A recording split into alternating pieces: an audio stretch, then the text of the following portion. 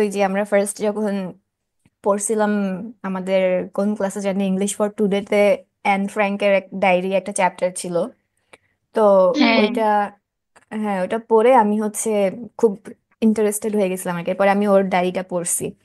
পড়ার পরে এরপর আমি ভাবা শুরু করছি, বা ওর মানে এই একটা ডায়েরি লিখেই সে হচ্ছে সবার কাছে, পুরা বিশ্বের কাছে পরিচিত হয়ে গেছে। এরপরে আমি ভাবলাম আমি একটা ডায়েরি লেখা শুরু করি।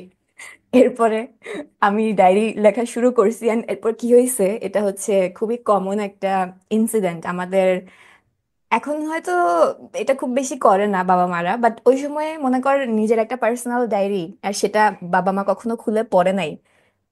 মানে এটা একটা ইম্পসিবল ব্যাপার ছিল। সো হ্যাঁ, মানে প্রাইভেসি বলে কিছু তো পার্সোনাল ডায়েরির আমাদের কথা আর নাই। বলিও না। প্লেয়ার থাক, আমরা ওই দিকে না যাই, ঠিক হ্যাঁ, আছে? আমি আমার পার্সোনাল ডায়েরির কথা না বলি, তুই তোর স্টোরিটা বল।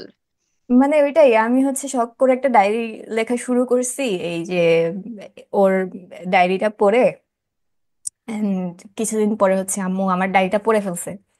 পড়ার পরে এখন যখন আমি বুঝতে পারছি যে আম্মু তো পড়ে ফেলছে, এরপর আমি আমার সব ইন্টারেস্ট আবার হারাই ফেলছি, যে এখন আর আমি ডায়েরি লিখে কি করব, সব তো সব পড়েই ফেলতেছে।